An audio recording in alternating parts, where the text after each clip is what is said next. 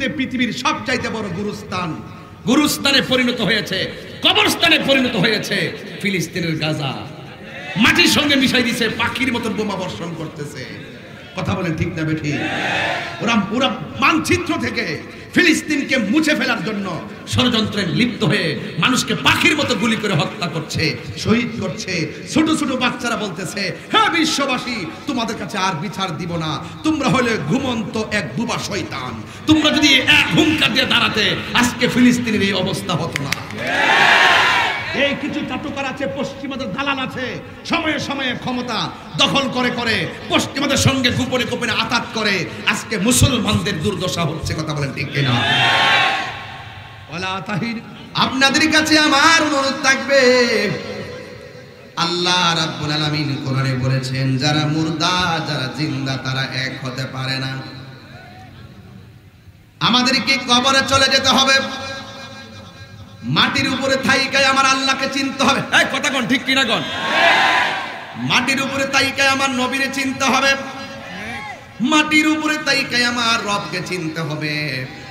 আল্লাহ রাব্বুল আলামিন বলতেছেন, ইয়া আইয়ুহাল্লাযীনা আমানু আমিনু বিল্লাহি ওয়া রাসূলিহি, ইয়া আইয়ুহাল্লাযীনা আমানু আমিনু বিল্লাহি ওয়া রাসূলিহি। আল্লাহ রাব্বুল আলামিন বলেন, হ্যাঁ ঈমানদারগণ, তোমরা ঈমান আনো আমি আল্লাহর উপরে এবং নবীর উপরে, আমার রাসূলের উপরে। আল্লাহ এবং তার রাসূলের উপরে যারা ঈমান আনবে, এদের দুনিয়াও লাভ হবে, আখিরাতও লাভ হবে। আর যার অন্তরে আমার নবী থাকবে না, তাদের দুনিয়াও বরবাদ হবে, আখিরাতও বরবাদ হয়ে যাবে। আল্লাহ মানা নবী মানা নয়, নবী মানলেই আমার আল্লাহ মানা হয়। Right right. আল্লাহকে খ্রিস্টানও জানে কি জানে না? ইহুদিরা জানে কি না? হিন্দুরা জানে কি না? জানার পরও তারা বেঈমান একটা মাত্র কারণে, তাদের অন্তরের ভিতরে আমার নবী নাই। আর যারা ঈমানদার হবে, প্রকৃতপক্ষে যারা ঈমানদার হবে, তারা আল্লাহকেও মানবে, রাসূলুল্লাহকেও মানবে, এবং আমার নবীর উপরে যত আসমানি কিতাব, নবীর উপরে যে আসমানি কিতাব কোরআন নাজিল হয়েছে, এই কোরআনটাকে তারা মানবে। একটা জের জবর পেশ অস্বীকার করবে না। আজকে সমাজের ভিতরে বহুত মানুষ আছে যাদের মুখের মধ্যে কোরআন আছে, অন্তরের মধ্যে কোরআন নাই। কথা কোন ঠিক কিনা? মুখের মধ্যে নবী নবী আছে, অন্তরের মধ্যে নবীর মহব্বত নাই। যার অন্তরে নবীর মহব্বত নাই, তার ঈমান নাই। আলা লা ঈমান লিমান লা মুহাব্বাত লাহু। যার অন্তরে নবীর মহব্বত নাই, তার ঈমান নাই। এই জন্য আমার নবী, আপনার নবী রহমাতুল লিল আলামিন বলে দিয়েছেন, আমাকে যখন আমার আল্লাহর দিদারে নিয়েছেন, যাওয়ার সময় আমার আল্লাহ আমাকে অনেক আযাব দেখাইছেন, অনেক গজব দেখাইছেন। এত কঠিন কঠিন আযাব আমারে দেখাইছে রে আমার মাহমুদপুরের বাবা। আমি দেখলাম সব চাইতে কঠিন আযাব হলো কবরের আযাব। কিসের আযাব? আমার নবী, আপনার নবী বলেন, কবর হলো আখিরাতের প্রথম মঞ্জিল। এই কবরটা যার ভালো হইয়া যাবে, আখিরাতটা তার ভালো হইয়া যাবে। এই কবরে যে দরা খাইয়া যাবে, আখিরাতেও সে দরা খাইয়া যাবে। এই জন্য আমার নবী, আপনার নবী বলেন, জীবন্ত বকরির গাই থেকে চামড়া তুললে বকরির যেমন কষ্ট হয়, এর চাইতে বেশি কষ্ট হয় আজরাইলে যখন তোমার সামনে আইসা দাঁড়ায় যাইব। আরে রুহুটারে বের করলে তো কষ্ট আছে, কিন্তু আমার নবী বলেন সব চাইতে বড় কষ্ট হলো সাকরাতুল মাউতের কষ্ট। সাকরাতুল মাউত কি আমরা জানি না? যখন আজরাইল আপনার ঘরের দরজার মধ্যে দাঁড়ায় যাবে, যখন আজরাইল ঘরের দরজায় দাঁড়ায় যাইব, ওই মুহূর্তে রুহু নেওয়ার আগে একটা জ্বালা শুরু হইব, জ্বালা জ্বালা। এই জ্বালার মধ্যে আপনার রগগুলো টাস টাস করে ছিঁড়া যাবে, হাড্ডিগুলো টাস টাস করে খুলে যাবে, গায়ের তাজা তাজা রক্ত পানি পানি হয়ে যাবে। আর চোখ দুইটা উল্টায়া দিবে। খবরদার, ওই দিন পাশে মা বসে থাকলে কাজ হবে না। আজকে সমাজের মধ্যে বাহাদুরি করো, মনে হয় যেন কিয়ামত পর্যন্ত হায়াতের লিজ লই আইছো। আরে তোমার চিন্তা তুমি করো, আমার চিন্তা আমি করি। হিসাব হবে কবরে আর হাসরে, কথা বলেন ঠিক কিনা? আমার মরণের কতদিন বাকি আমি জানিলাম না গো আল্লাহ, কতদিন বাকি আমার মরণের, কতদিন বাকি আমি জানিলাম না গো আল্লাহ, মরণের কতদিন বাকি। আর আজরাইল আসিয়া যখন হস্তে দিবা ধরি, আজরাইল আসিয়া যখন হস্তে দিবা ধরি, তখন আমার মনা ভাই করবা লুকালুকি আমি জানিলাম না গো আল্লাহ। সবাই বলেন আমার মরণের কতদিন বাকি আমি জানিলাম না গো আল্লাহ, মরণের কতদিন বাকি। আর 40 দিনের আগে ভাইরে মৌতের নিশানি,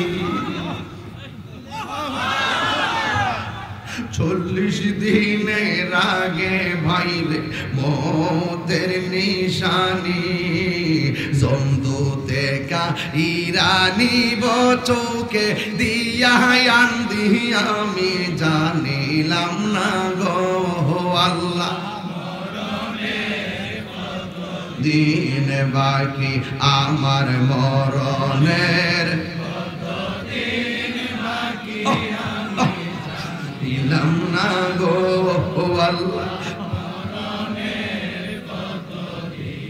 বাকি।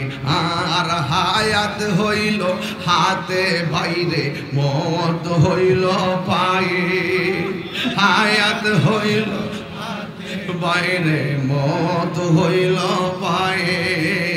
যেই জায়গা যার মরণ লেখা সেই জায়গা সে মর আমি জানিলাম না গো বলো, যেই জায়গা যার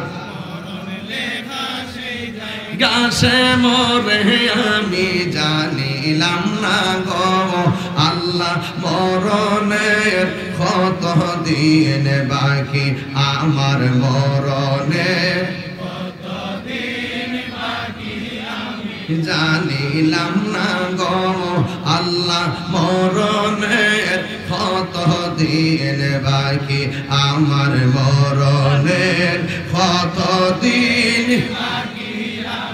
জানিলাম না গো আল্লাহ, মরণের কতদিন বাকি। একটা জবান বন্ধ রাখবেন না হায়াতের মালিককে। এ আপনি কি বাসায় মরণটা বুঝাইতাম আমার বুঝে আসে না। অনেক মানুষ আছে ঘুমের ঘরে মরে যায়, অনেক মানুষ আছে দোকানে হঠাৎ করে চলাইয়া পইরা মারা যায়, অনেক মানুষ আছে একটু বুকে ব্যথা হইছে হঠাৎ করে মারা যায়। জবানটা খুলে কোন হায়াতের মালিককে। আমার নবী আপনার নবী বলে যখন আপনার সামনে আজরাইল আসবে, আয়েশা যখন মাহমুদপুরে দরজার মধ্যে দাঁড়াইব, ওই মুহূর্তে আপনি আজরাইলকে দেখবেন। আপনার পাশে যারা আছে তারা আজরাইলকে দেখবে না, আপনার মা দেখবে না, ভাই দেখবে না, দেখবে শুধুমাত্র যার রূহটা কবজ করা হবে। আমার নবী আপনার নবী বলে গো, যখন আজরাইল সামনে দাঁড়াইয়া যাবে তখন শরীরের মধ্যে একটা তুফান শুরু হয়ে যাবে, তুফান। আপনার গায়ের মধ্যে যে রগ আছে রগগুলা ছিঁড়ে যাবে, সেলাইন কোষ দিলে সেলাইন জায়গা নিবে না, আবার স্যালাইন ফিরে আসবে। ও আপুরে, আপনার হাড্ডিগুলো এমন ভাবে চৌচির হয়ে যাবে, কোন দুনিয়ার এক্সরে মেশিনে হাড্ডি ভাঙা ধরতে পারবে না। আমার আল্লাহর ধরা কিন্তু নরম না, আমার আল্লাহর ধরা অনেক শক্ত। ইন্নাহু হুয়া ইউবদিউ ওয়া ইউঈদ।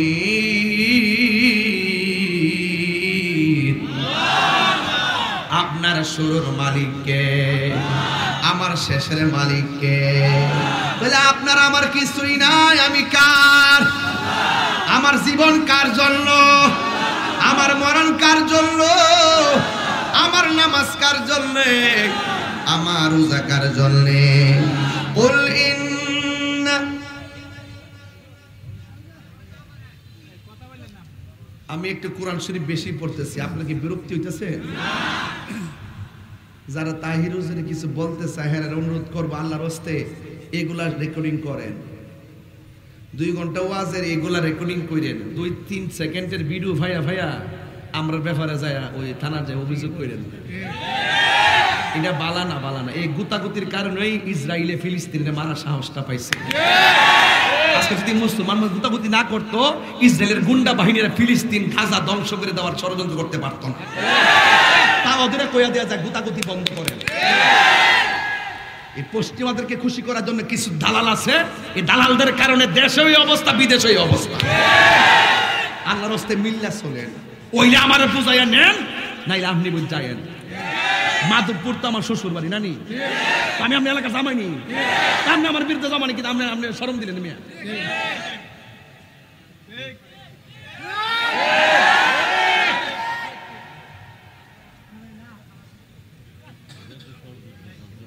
হ্যাঁ, আজকে যদি মিল্লা দিলে ওইলে আমার বুঝাই আপনার দলে নেন, নাইলে আপনি বুঝাইয়েন। মিল্লা জিল্লা লন ফিলিস্তিন যাই। আমি তো মাহফিলে বইছি নাকি? আমি আর কথা শুনেন, আমি তো মাহফিলে বইছি। আমি নিজে আমার পকেট থেকে যত তৌফিক আছে আমি খাবার পাঠাইছি এবং আমার খাবার পৌঁছে গেছে। রিস্ক নিয়ে আমি আমি আমি আমি টাকা তো আমার তো নগদ না, আমি তো টাকা পয়সা কম, যুদ্র সূত্র ভাড়াইছি। আপনারা যুদ্র সূত্র ভাড়ান, যদি টেহা না থাকে মাহমুদপুরে বইয়া তাহাজ্জুদ নামাজের টাইমে আল্লাহর কাছে দোয়া করেন, এই চোখের পানি ইসরায়েলের গুন্ডা বাহিনীর ক্ষেপণাস্ত্র হয়ে যাবে। কথা বলেন তাকবীর, আল্লাহু আকবার, নারায়ে রিসালাত, ইয়া রাসূলুল্লাহ, কুরআন সুন্নাহর আলু, করে করে গালো, মিলাদ কামের আলু, করে করে গালো, বলি আল্লাহ যেখানে আমরা কি সেখানে, বিশ্বের মুসলিম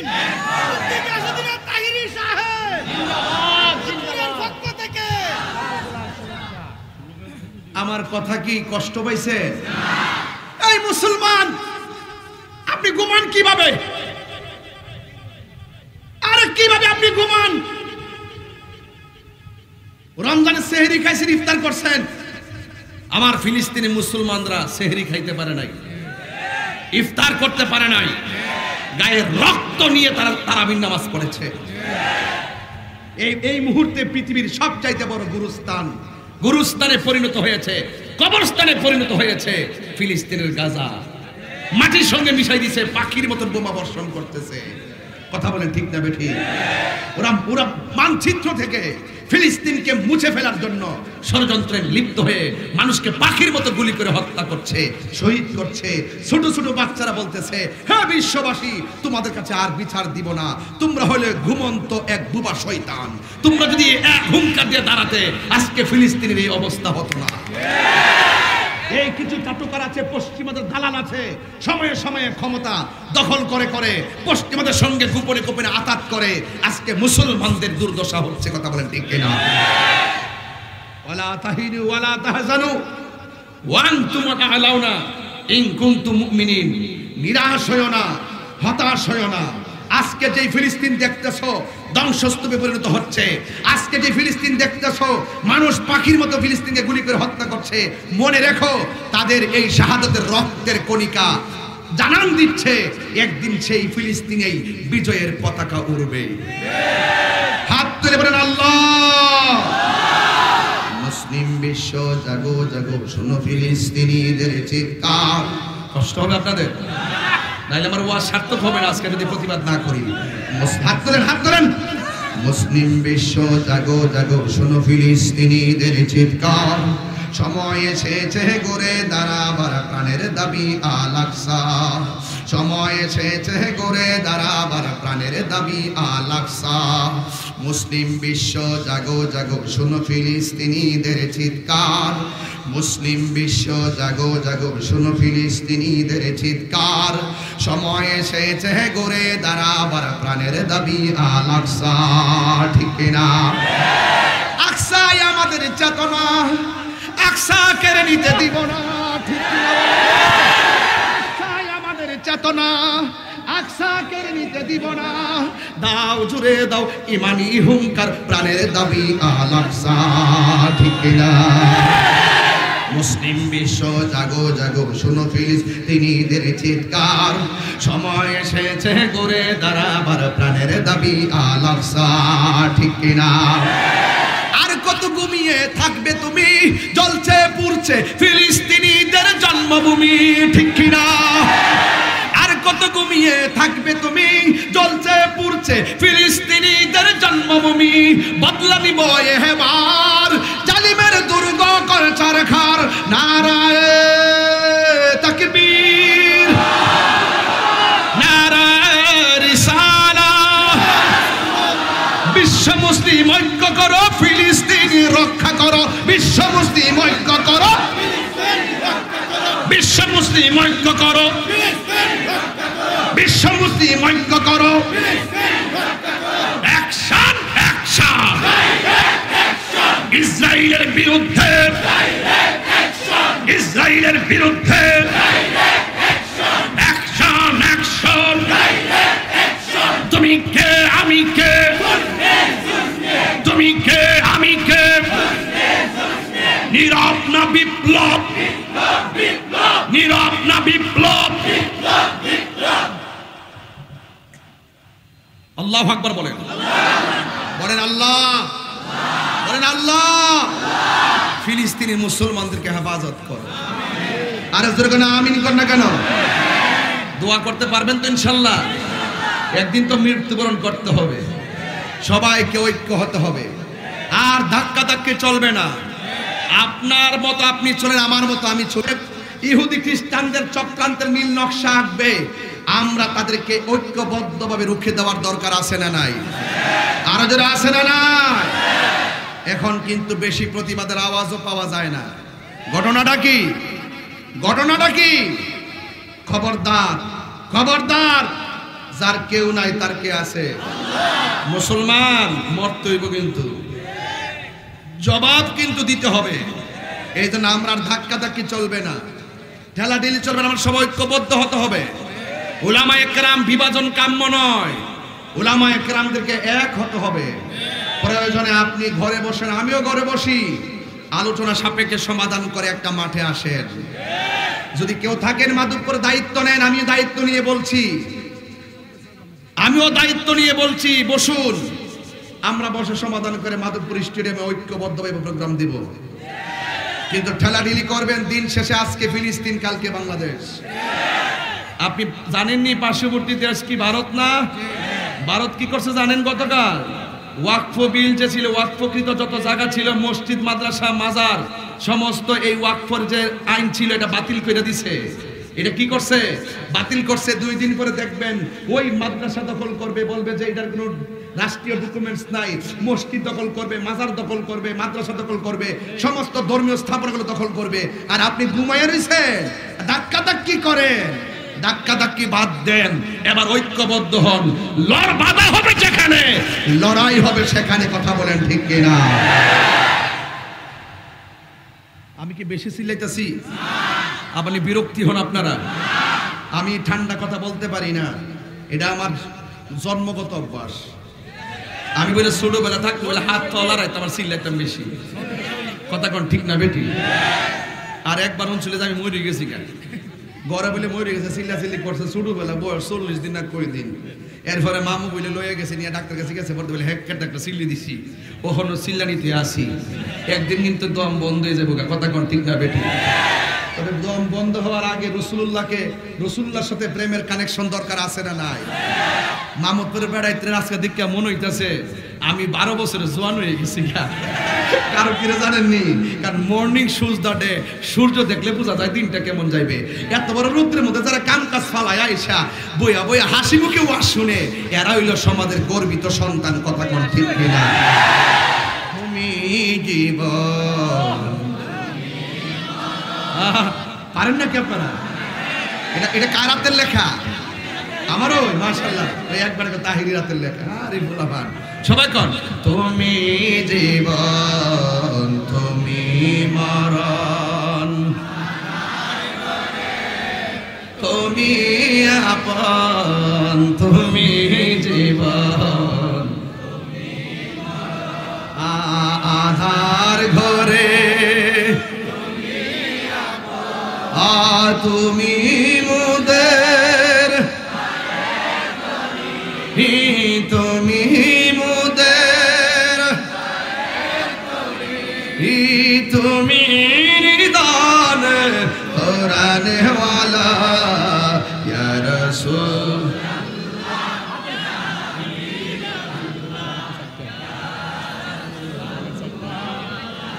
মি বল্লাহ ইয়া রাসূলুল্লাহ, তুমি মোদের আশার আলো, তাই তো তোমায় ও তুমি মোদের আশার আলো, তাই তো তোমায় আর হৃদয় নামে ফুলদানিতে, হৃদয় গেতে রেখেছি প্রেমের মালা, ইয়া রাসূলুল্লাহ ইয়া রাসূলুল্লাহ বিবাল্লাহ ইয়া রাসূলুল্লাহ। একটা জবান বন্ধ রাখবেন না। আমি বলছিলাম হায়াতের মালিককে। কবরবাসীর জন্য আজকে চোখের পানি ফালাইয়া দোয়ার দরকার আছে না নাই? আমার নবী আপনার নবী রহমাতুল লিল আলামিন বলেন, জীবন্ত বকরে গায়ে থেকে চামড়া তুললে যেমন কষ্ট হয়, এর চাইতে বেশি কষ্ট হবে রুহটা বের করার সময়। হাড্ডিগুলা খুলে যাবে, মাথার শরীরের রক্তগুলো পানি পানি হয়ে যাবে। আজরাইলে ঘরের দরজার মধ্যে আসবে, আয়েশা বলবে আল্লাহ রাব্বুল আলামিনের পক্ষ থেকে এলান হয়ে গেছে, আপনার রুহটা এখন নেওয়া হবে। বেঈমানরা বলবে আমার এখন রুহ নিও না, আমার অনেক কাজ বাকি আছে। আল্লাহ বলবে ইন্নাকা লা তুখলিফুল মিয়াদ, নিশ্চয়ই আল্লাহ রাব্বুল আলামিন ওয়াদা ভঙ্গ করে না। ওই আজরাইল ডাক দিয়া বলবে আল্লাহ বলেছেন রূহ নেওয়ার জন্য রূহ নিয়ে যাব, কিছু করার নাই। কিন্তু ইমানদার যদি আপনি হবেন, ও যুবকের দল, আপনার ঘরের দরজায় আজরাইলে আসবে, আয়েশা আপনার সালাম দিব। আজরাইলের সালাম আমরা চাই কি চাই না? ওই যে আজরাইলে সালাম দিলে এটা কি সৌভাগ্যের লক্ষণ না দুর্ভাগ্যের লক্ষণ? আজরাইলে সালাম দিয়া কইব, ও আল্লাহর বান্দা আপনি প্রস্তুত নি, আপনার রূহটা এখন নিয়ে যাবো। ইমানদার মাহমুদপুরে শুয়া শুয়া কইব আজরাইল দেরি কইরো না রে আজরাইল, এই দুনিয়া আমার ভালো লাগে না। ইমানদাররা মনে করে দুনিয়াটা হলো জেলখানা, আখিরাতটা হলো বালাখানা। ইমানদার ডাক দিয়ে বললে ও আজরাইল তাড়াতাড়ি রূহটা লইয়া যাও, আমি আমার রবের সঙ্গে আর আমার জানের জান ইমানের ইমান আমার নবীর সঙ্গে দিদারের জন্য মনটা উতাল ফাতাল হয়ে রইছে। এবার আজরাইল তাকারে দিকে, এই যে একটা ফুটা ফুটা দেখেন ফরসিনি, এক গ্লাস পানির মধ্যে পানি ঢাললে লাস্টের ফুটাটা যেমনে ঝরে এমন ভাবে ঠুস কইরা রুহুটা চইলা যায়। মায়ের স্তন থেকে দুধ পান করলে সন্তান যেমনে ঘুমায়া যায় টের পায় না, ইমানদার রুহুটা এইভাবে বের হয়ে যাবে যারা পরিমাণও টের পাবে না। আল্লাহু আকবার। এমন মরণ আমরা চাই কি চাই না? ওই রুহুটা নেওয়ার আগে আল্লাহ বলবে, ও ফেরেশতারা জান্নাত থেকে একটা সাদা কাপড় আনো। এই যে একটা সাদা কাপড় নিয়ে আসবে, ওই হাতের মধ্যে একটা আতরের বোতল নিয়ে আসো। জান্নাতের একটা আতরের বোতল নিয়ে আসবে।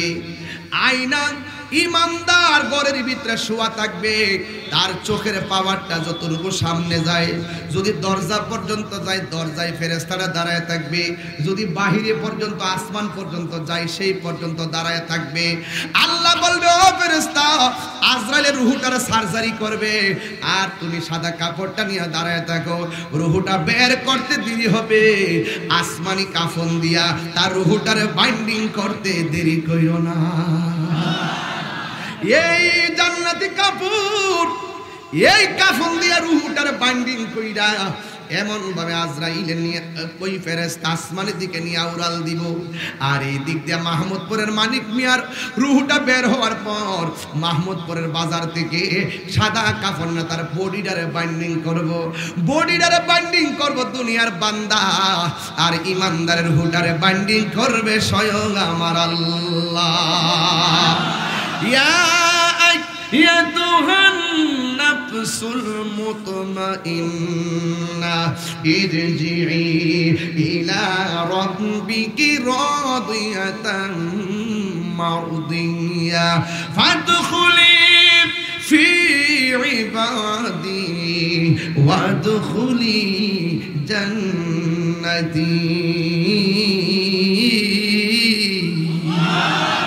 এবার রুহুটা নিয়ে উড়াল দিব। আর এই দিক দিয়ে মানিক মিয়ার লাশটার দেখবার লাগা দলে দলে মানুষ আইব। আর এই দিক দিয়ে মানিক মিয়া যদি মুমিন হয় রুহুটারে সালাম দেওয়ার জন্য আসমানি ফেরেশতারা লাইন ধরে দাঁড়ায় যাইব।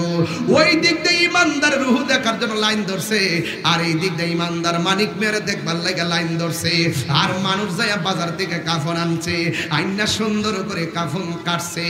ও বন্ধু, আমরা এমন মুসলমান, যদি জিজ্ঞাসা করি কাফনটা কাটটা দেন আমরা পারি না, যদি বলি লাশটারে গোসল করায় দেন আমরা পারি না।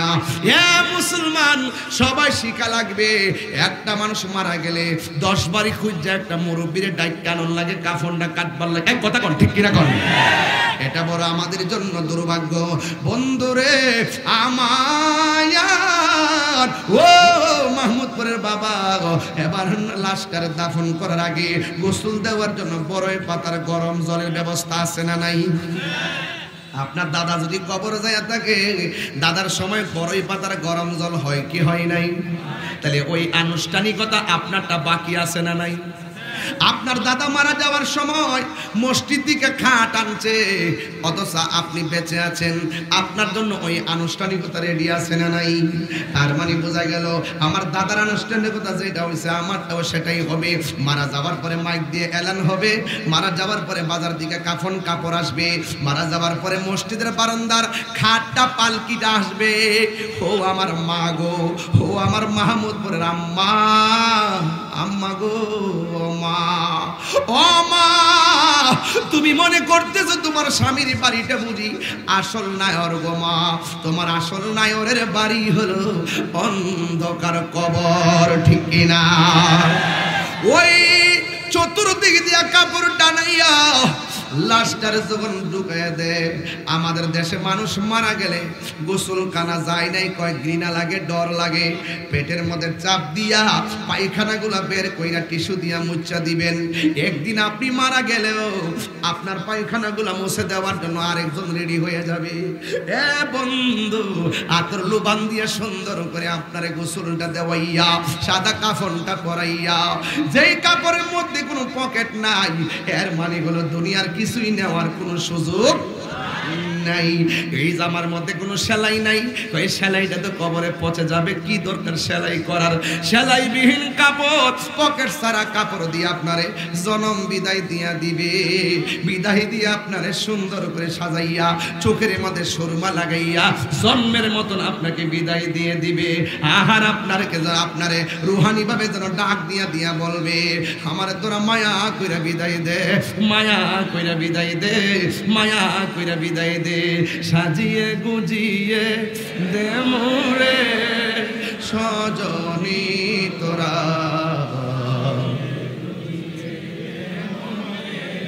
সাজিয়ে গুজিয়ে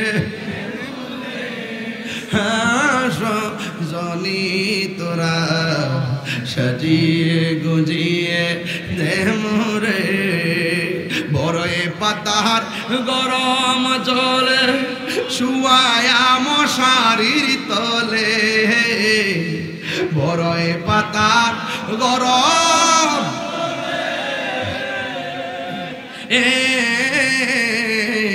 বড়ই পাতার গরম জলে শুয়ায়া মশারির তলে, আতর গোলাপ সুরমা লাগাই দে সজনী তোরা, সাজিয়ে গুজিয়ে দে মোরে, সাজিয়ে গুজিয়ে দে মোরে সজনী তোরা, সাজিয়ে গুজিয়ে দে মোরে।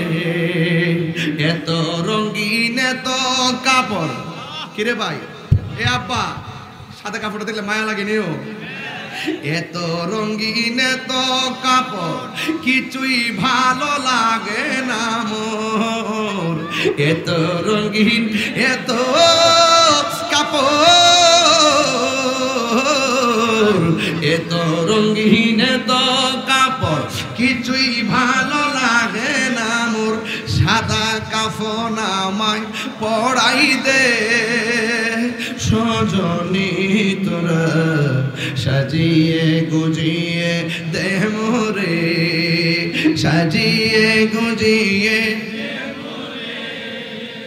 সজনী তোরা, সাজিয়ে গুজিয়ে দে মোরে। এই গজলের বইটা নিয়ে যাবেন, আপনারা আম্মারে নিয়ে দিবেন 50 টাকা দিয়ে। আমার এক মুরিদি নিয়ে আইছে, একটু খেদমত করে আর কি আপনাদের খেদমতে, একটু কন্যা কণ্ঠটা মিলাইয়া এ বাবা সাজিয়ে গুজিয়ে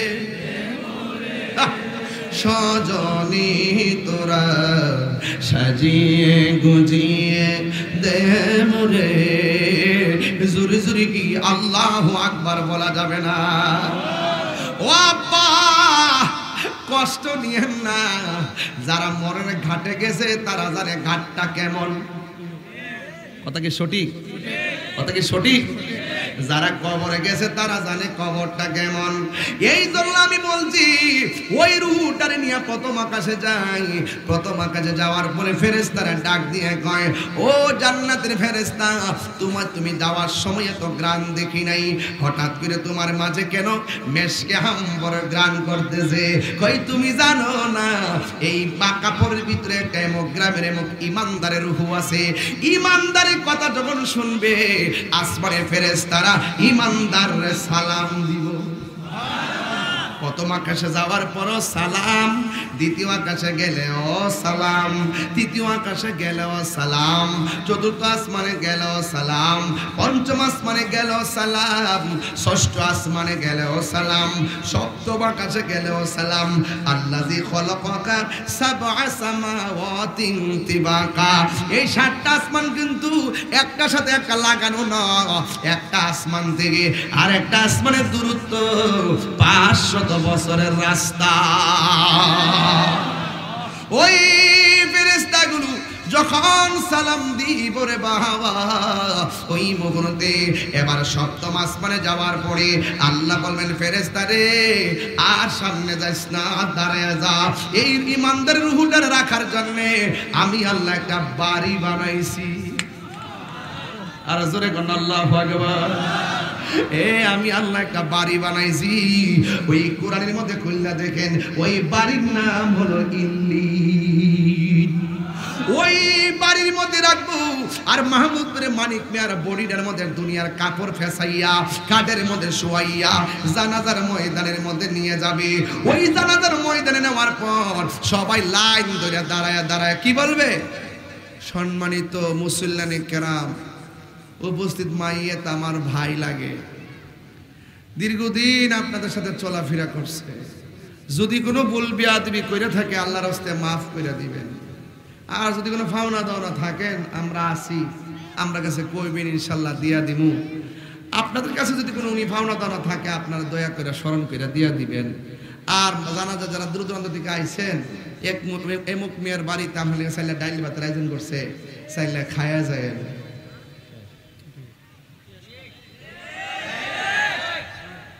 আরেক বেড়া আমার সামনে হারে হারে আমার মাপ চাইব, তাইলে আমি মুর্দার ওয়া খাটে শুইবার আগে মাপটা চাইবার আগে মুর্দা হওয়ার আগে যদি মাপটা চাইলাই ভালো হইতো না?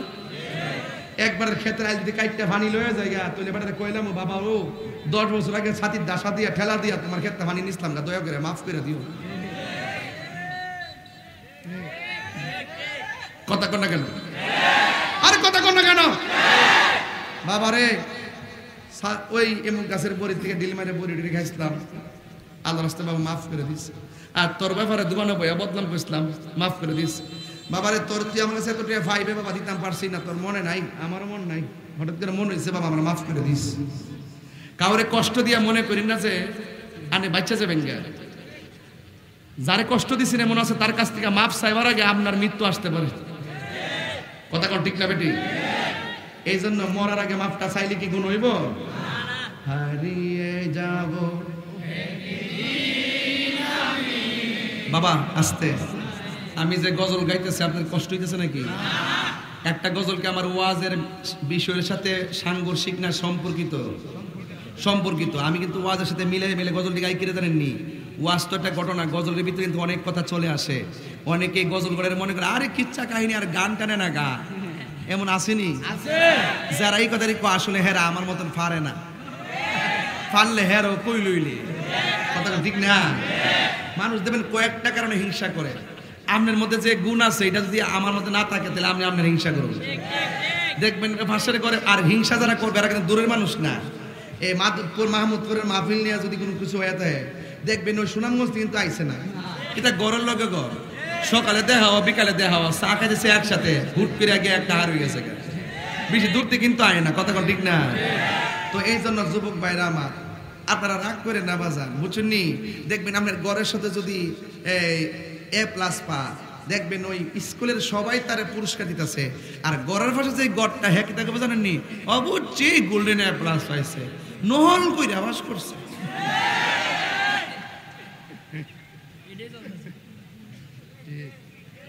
তাই কি তা জানে? এর ওয়াজ জানে, গান গান নাচানাচি করে। বেটা 22 বছর ধরে ওয়াজ করতেছি, 19 বছর প্রধান অতিথি, দেশ লড়তেছে কাঁপতেছে, আর তুই কোস তাহির কিতা জানে? তাহলে তুমি যদি মাঠে থাকো এখানে বসো, আমি নিচে বসে ওয়াজ শুনি তোমার।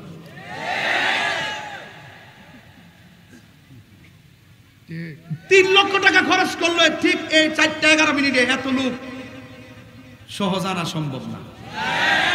আর আপনারা যা আনছেন গাড়ি ভাড়া দিয়ে আনছে, তো বুঝতে হবে এখানে কিছু একটা খেলা আছে। এই খেলাটা খেলতে দেন, ঠেলা ঠেলি করেন না। ঠেলা ঠেলি ভালো মর্দিনা নইকান না, দৈন্তান নইকান না। তাহলে মরার আগে মাফ চাইলেন, যে যেটা করছে মাফ চাইলেন। হারিয়ে যাব রবনায় ভুবন, দিন বলো হারিয়ে যাব রবনায় ভুবন চিরদিন। ক্ষমা করে দিও তোমরা আমায়, বলো তোমরা আমায়, ভুল করে থাকি যদি কোনো দিন, হারিয়ে যাব রবনায়। একটা বাপ মার চেহারা খেয়াল করে কন, বাসে বাগানে বা গোরস্থানে হয়তো দিবে তোমরা আমায় যাবে ভুলে, রাখবে না জানি কোন খবর। বাঁশি বাগানে বা গোরস্থানে হয়তো দিবে মোরে কবর।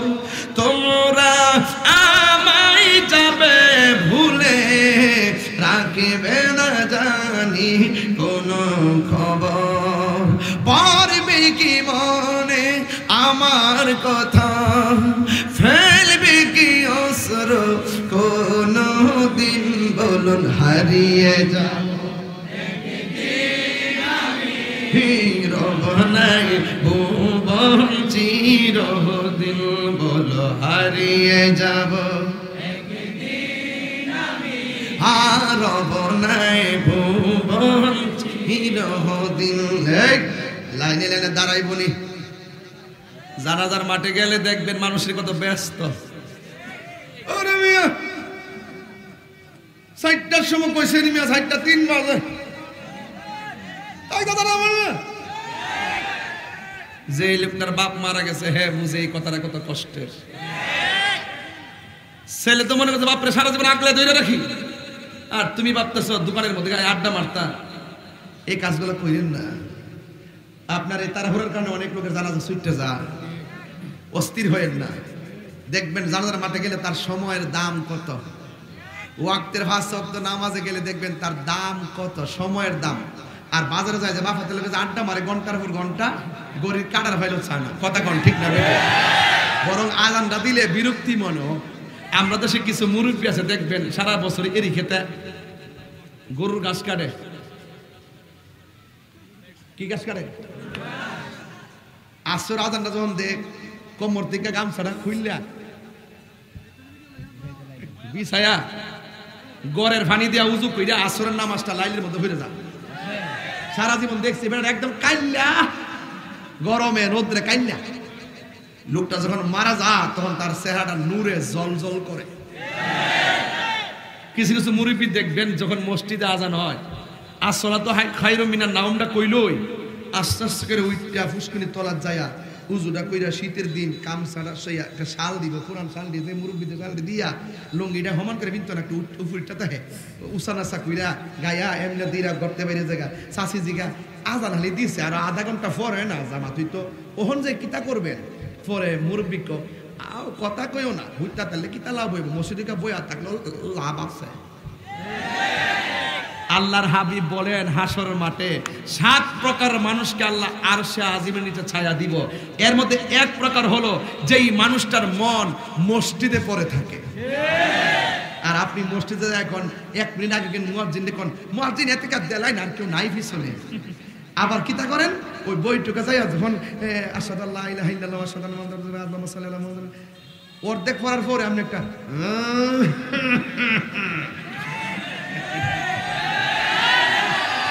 এই কথাটি কই দিকে আমি বালা না। আপনি মসজিদে যাইয়া দেখেন সারাদিন হ্যাঁ কাজ দে না, আর ইমাম সাহেবের হ্যাঁ কাজ দে, মানে ইমাম সাহেবের মিস কল দে তাকদা সালামটা ফিরাইলে আইন আসিনি আসিনি কথা কোন আসিনিও। আমরা আসল জায়গা যাইয়া করি ফাইজলামি। আপনি যে কাজ দিতেছেন কি লেগা আপনার খবরটা কেউ জানে না, ইমাম সাহেব কি বুঝে বাটফারটা কাশতাছে রে।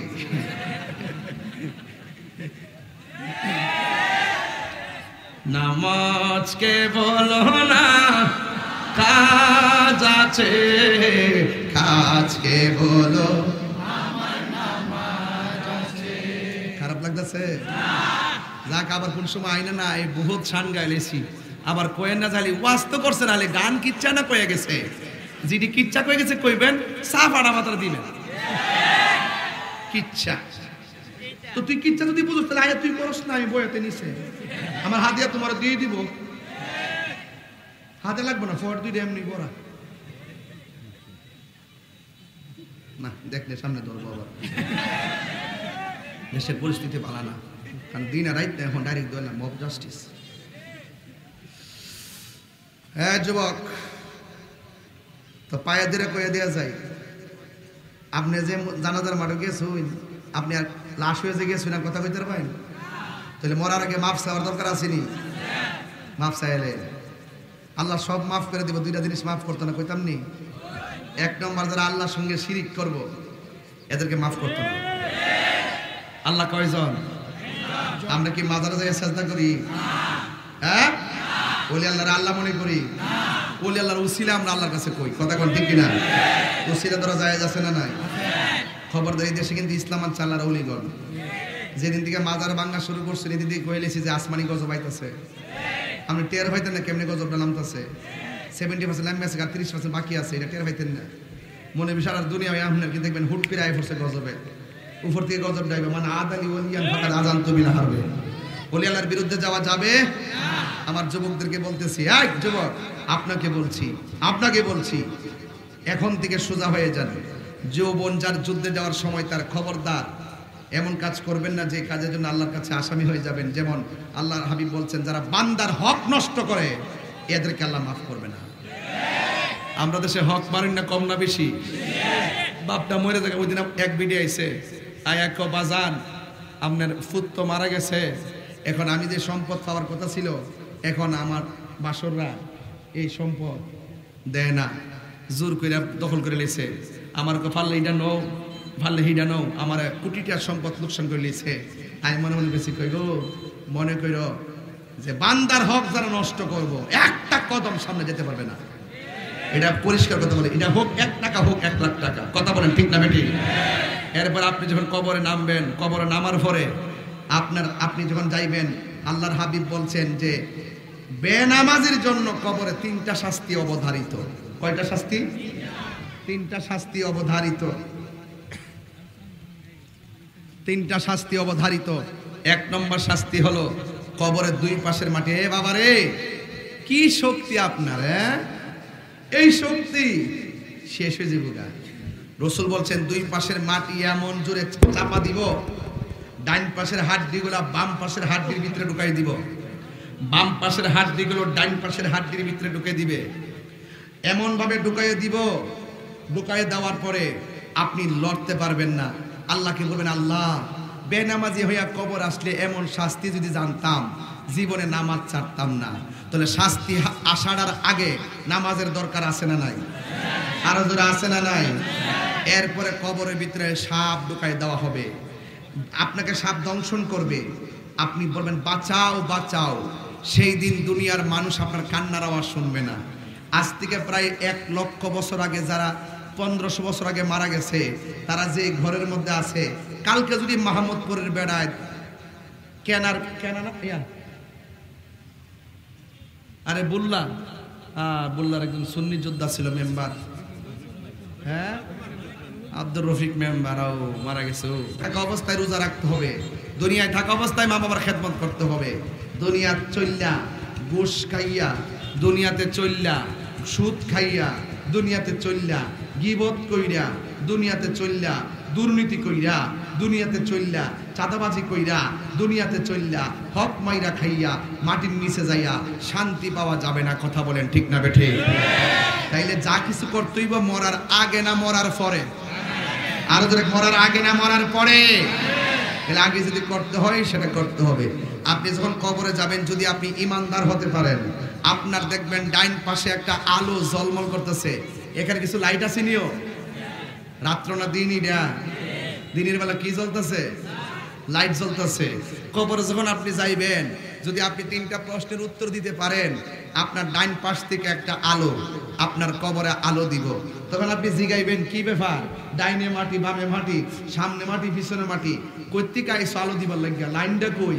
আমি দুনিয়ার কোনো কৃত্রিম সূর্য কিংবা চাঁদের আলো নয়। আপনি যে দুনিয়ায় নেক আমলগুলো করছেন, এই জন্য আল্লাহ পাক নেক আমলগুলোকে আলো বানাইয়া কবর বানাইছে। তাহলে ইমানের খাতিরে 3টা প্রশ্নের উত্তর, আর আমলের খাতিরে কবর আলোকিত হয়ে যাবে। এরপর আপনি বাম পাশে তাকাইবেন, বাম পাশে তাকায় দেখবেন, আমি কথা বলতেছি এই জন্য, সুর দিলে এই ওয়াজগুলো অনেক লম্বা হয়ে যাবে, এই জন্য ওয়াজটা বুঝাই যাইতেছি বাজান। সুর দিলে তো অল্প কথা অনেকক্ষণ হয়ে যায়, আর এমনি কথা বললে অনেক কথা বোঝানো যায়। এরপরে মনে কষ্ট নেবেন না। আরেকটা আলো আসবে আলো দেওয়ার জন্য। আপনি জিজ্ঞাসা করেন কি ব্যাপার, তুমি আবার কেডা? আমার চিনো না, আমি হইলাম তোমার দুনিয়ার কোরআন তেলাওয়াত। ওই যে কোরআন শরীফ পড়ছিলা, এই কোরআনটারে আলো বানায়া তোমার কবরের মধ্যে পাঠাইছে। এরপর আল্লাহ বলবেন, এ ফেরেশতারা, আমার বান্দারা সারা জীবন থাকবে এই কবরে, কিয়ামত পর্যন্ত থাকবে এই কবরে। জান্নাত থেকে যায় একটা জান্নাতি গালি চাই না আমার প্রেমিকের নিচে বিছায়া দে, যেন আমার প্রেমিক আজীবন আরামে ঘুমায় যেতে পারে। তাহলে ইমানদাররা কবরে ঘুমায় যাবে, বেঈমানরা কবরে শাস্তি পাবে। এমন শাস্তি পাবে, এই শাস্তির কান্নার আওয়াজ কেউ শুনবে না। লক্ষ লক্ষ বছর পর্যন্ত আপনি এখানে পড়ে থাকবেন। এখান থেকে আপনি একটা ময়দানে উঠবেন, যেই ময়দানে আপনার গায়ে কোনো কাপড় থাকবে না। এখন বলবেন, হুজুর আমি কবর থেকে উঠবো লঙ্গ, কিন্তু এমন কিছু লাশ আছে কবরে দাফন করা হয় নাই, তারা তো হারায় গেছে পানির মধ্যে ডুববা, মাছে খাইয়া ফেলছে, কবরও হয় নাই। এদের কি প্রশ্ন হয়েছে? এদেরকে কি সওয়াল জবাব হয়েছে? হ্যাঁ হয়েছে। পানির মধ্যে যদি তার লাশ বিলুপ্তি হয়ে যায়, সেটাই হলো তার কবর। এই মাহমুদপুরের কবর থেকে মানুষ যেমন উঠে যাবে, পানির মধ্যে বিলুপ্তি হওয়া মানুষগুলো পানি থেকে চলে আসবে, একটা মাঠে যায় একত্রিত হবে। সেই মাঠটা হবে তামার মাঠ, মাথায় থাকবে সূর্য। এই সূর্য আপনার মাথার মগজের মধ্যে তাপ দিবে, তাপ দেওয়ার পরে বাতের মার যেমন করে টকবক করে ছিটে ছিটে পড়ে, ঠিক এমন ভাবে আপনার মাথার মগজগুলো ছিটে ছিটে পড়বে। কিন্তু সেই দিন আপনার কোনো উপায় থাকবে না। সেই দিন আল্লাহ রাব্বুল আলামিনের হাবিব বলতেছেন, সেই দিন আল্লাহ রাব্বুল আলামিন 7 প্রকারের মানুষকে আরশের নিচে ছায়া দিবে। সুবহানাল্লাহ কয় না রে? 1 নম্বর হলো ন্যায় বিচারক। আমরা দেশে কি ন্যায় বিচারক আছে? আছে, না থাকে চলে কেমনে? আলে মুস্ত কথা কও, আছে কম, আছে কম। তো যদি তারা কম হয়, তাদের একটা সারপ্রাইজ আছে।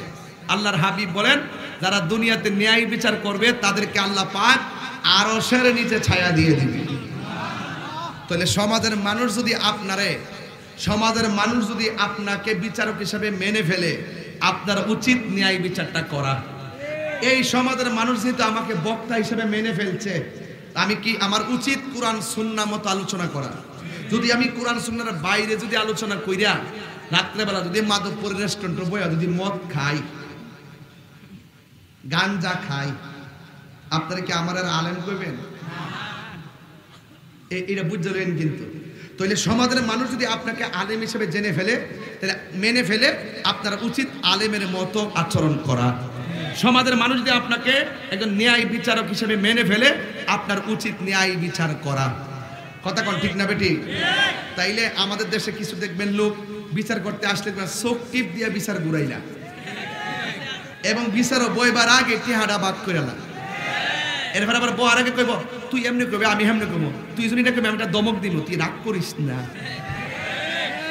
দেখবেন যে দরবারটা নিজের সর্দারা বেশি পক্ষ নিতেছে, এখানে মনে করে ডাল মে কুচ কালা হে। এখন তো ফুলা পাই না সর্দার, তাই একটা দমক মার ফাওয়ারে, এই ফাওয়ারে এই ফাওয়ারে দমক টমক দিয়ে দরবার ঘুরাইলা। যারা মাইনালা হ্যাঁ ও দৌড়ে মাইনালা, কিন্তু হাকিকতে এটা ভিতরে 2 নম্বরই হয়েছে। কথা কোন ঠিক না বেটি? এই 2 নম্বরই করলে শেষ। আগে এখন এখন এখন কিছু মাস্টার্স পাস আছে, বিচার করতে যা বড় বড় শিক্ষিত বড় বড় নেতা, এইভাবে যাই বইয়া ঠ্যাং কাউরি দেখো, ও কি হয়েছে তোর 2 দিন বড় বড় কিতা পাইছ, 2 দিন বড় বড়, হ্যাঁ ক কি দিছে এটা অন কিতা শেষ করবি নি? শেষ করলে অন কর, যা কোলা গলি কর, ঠিক আছে? আর জগর করিস না, আর জগর করলে আমরা ভাইতে না। এই স্টাইলে যে সর্দারগুলো আছে, ডাল মে কুচ কালা। যেমন একবারের খেতে দান খাইছে গরু, কেডা খাইছে? বিচার করতে আইছে ফুলাবেন না বিচার, তোর গরুটা গেছে কি লিগা, তোর গরুটা গেছে কি লিগা, খাইছে কি লিগা? এখানে বেটা 10 মণ দান হইলে তোর জোরে মানে দন লাগবো। কমন 1 মোটা দানা গুলাম খাইছে না, কারণ ডাল মে কুচ। আচ্ছা, আর যখন আগের মুরব্বীরা বিচার করতো, এমনি বইতো, এমনি কিতা হয়েছে কৌ না মাইঙ্গা ক বাজান, ওই গরুরা এসে আমরা দান খাইলেছে, তো আমার তো অনেক দান খাইছে, হয় এটা তো একটা কতই তোমার ক্ষেতের ধান খাইছে বুঝলাম এমনি বসে বড় এমনি বসে লাঠিটা বড় দিয়ে তোমার ক্ষেতের ধান খাইছে আও মিয়া ইয়া গরু বাইন্দা রাখ তবে গরুটারে তুমি এমন ভাবে মারা ঠিক হইছে না এটা আওয়ান তো বুঝছে না কি খাইলেছে কি তা করবা যাক অহন মনে করো তুমি যে গরুটারে মারছো এই মারাটা ঠিক হইছে না তো দান যুদ্ধ খাইছে তুমি যে মারছো মিলাই জিলে কো কিতা কইবা বেড়া কো আচ্ছা যাক আমি মারছি এটা আমার ভুল হইছে আর কিছু লাগতো না বিচার পাইছি মানে মুরব্বীরা শুনে বেশি ছোট্ট করে কথা কয়ো আসি থেকে গরুটা বাইন্দা রাখ বেড়া তো কষ্ট করে দান লাগাইছে এমাদা কইছে গরুটার মারা ঠিক হইছে না আর এই দিতে কইছে গরুটারে বেড়া কষ্ট করে খেত লাগাইছে কোনো বাণিজ্য নাই কোনো মাল খাওয়ার দান্দা নাই কথা বুঝতে পারছে আর এই বেড়া রাই কইলিছে 10 মণ দান হইলি হ্যাঁ 10 মণ তুই কি তা মনে করো হিডার তো খাইছে ইডির লেগে বেজাল আছে কইছে যারা ন্যায় বিচার করব অন রাগ করছিস নাকি তা এগুলো গুসকুর সর্দার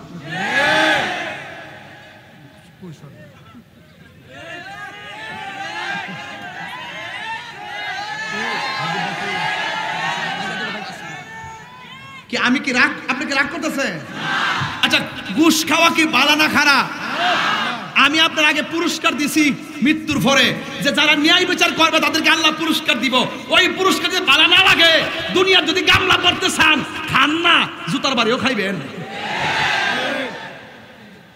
আর রাশি ওয়াল মুরতাশি কিলাহুমা ফিন্নার যারা ঘুষ খাইব যারা ঘুষ দিব দুটোটাই জাহান্নামের আগুনে জ্বলবো সুদ খাওয়া কি হালাল না হারাম এই হারামের মধ্যে আরাম পাউডার ধরে কয়া যায় আজকা মাহমুদপুরের ফুলাভান দরকার ওই সুটকির বর্তাদা ভাত খাবে ফুলাভান কিন্তু সুদের টাকা দিয়া ফুলাও কুরমা খাবো না ঘুষের টাকা দিয়া পোলাও কুরমা খাবো না দুর্নীতির টাকা দিয়া ফুলাও কুরমা খাবো না যে ফুলাভান্ডি সুটকির বর্তা হিদল হুটকে দিয়া মারে শীতল সুটকি দিয়া পেঁয়াজটি আদা কাঁচা কইরা যে ফাড়ার মধ্যে ফালায়া যে মটকা দিয়া যে জরা বানায়া ও যে খেয়ে লুল করতেছে আরে বেটা এটা তো ঘরের খাওয়ানো না কইছি বেটা হে জিভ বা ঠুড়ো লড়াইতেছে আল্লাহ ও আল্লাহ বাজার এরিকে তো লাইলে যখন সিমের তরকারি এটা যখন ট্যাংরা মাছ দিয়া শুটকি দিয়া যখন ফাড়াইতো টিফিন কারির বাড়ি দিয়া ওই লাইনের মধ্যে বয়া খাউন ডাকি আছে আছে ওহন তো বদলি রে দিয়া নিজের স্বাদ শেষ এখন নগদ কই কাজের ফুলার ভাড়া দে এই বাজারটা কইরা লইয়া বাজারের স্বাদও শেষ কথা কোন ঠিক না বেটি আগের মতন মজা আর নাই আগে কি সুন্দর করে এই ফুলাভান 3 ভাই যদি থাকেন অটো চালাইবেন মুদি মালের দোকানে চাকরি করবেন কাপড়ের দোকানে চাকরি করবেন 3 ভাইয়ে মিললে 3 পন্ড 45,000 টাকা বেতন 20,000 টাকা সাংসারিক খরচ আর বাকি 25,000 টাকা রেখে দিবেন কথা কোন ঠিক না বেটি 45,000 3 পন্ড কত আর 25,000 টাকা রেখে দিবেন রাইকা 5 বছর পর্যন্ত এই চাকরি চালাই যাবেন 5 বছরে 45 মিলায়া মোটামুটি 3-4 লাখ টাকা যাওই হওয়ার পরে কি করবেন জানেন নি এই টাকা দিয়া 3 ভাইয়ের থেকে এক বাইরে বিদেশ ছড়াইবেন ঘাম ঝরানো হালাল টাকা দিয়ে বিদেশ ছড়াইবেন দেখবেন এই টাকার মধ্যে বরকত হবে আর আপনি যাবার সময় যখন সুদের টাকা লাগায়া আপনি বিদেশ যাবেন চাকরিও পাবেন না ওই দিক দিয়ে আপনি টেনশন থাকবেন এই দিক দিয়ে পারিবারিকভাবে সুদের টাকা লাভের টেনশন দুইটা মিলায়া দুইটা পরিবার শ্মশানে পরিণত হয়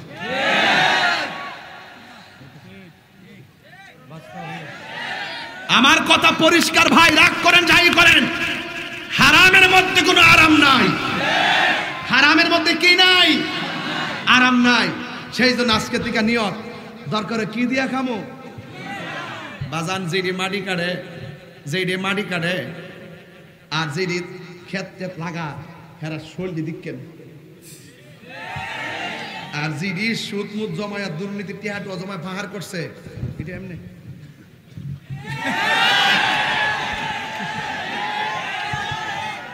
কিরে জানেননি হের পার সব জংকার পরে গেছে। কথা কোন ঠিক কিনা? খবরদার, হারাম খাওয়া যাবে না। হারাম খাইবেন, হাসর মাঠে ধরা খাবেন। রাসূল বলছেন আরেক প্রকারের মানুষকে আল্লাহ পাক আরশে আজিমে ছায়া দিবে। এই মাহফিলটার মূল নায়ক কেডা? কো তা কই আছে? এইদিকে কাদুর করে দে। এই লোকটা যে কষ্ট করছে আমার কাছে তথ্য গেছে। হ্যাঁ, কাদুর করে দে। আর চিনি তো, পুস্টার করছি তো।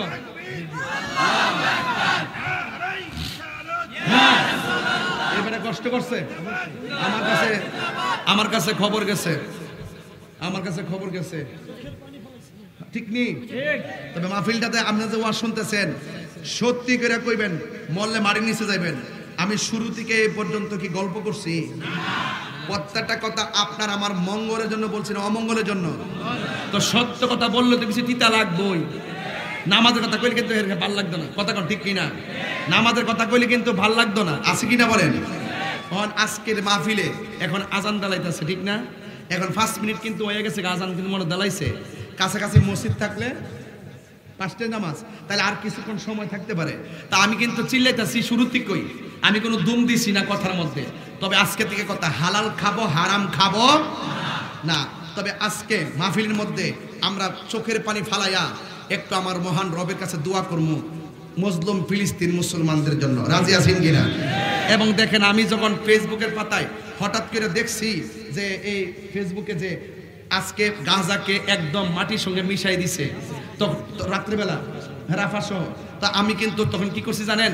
আমি নিয়ত করছি যে আজকে মাহমুদপুর মাহফিলে যারা আসছে, আমরা সবাই এই রাজপথে এই ব্যানারটা নিয়ে একটা প্রতিবাদ মিছিল করব। রাজি আসেননি সবাই? রাজি আসেননি সবাই? এটারে আমি সারা বাংলাদেশে সারা বিশ্বের মানুষকে উদ্বুদ্ধ করতে চাই, এবং এটাকে আমি নিউজ করাবো। আপনারা মাহমুদপুরের মানুষ এই মাহফিলটা করায় ভুল করেন নাই, বরং মাহফিলটার মাধ্যমে আন্তর্জাতিক ভাব দ্বারাই ফিলিস্তিনের পক্ষে, ইসরায়েলের বিরুদ্ধে হুঙ্কার দেওয়া হয়েছে। কথা বলেন, সবাই থাকবেন ইনশাআল্লাহ।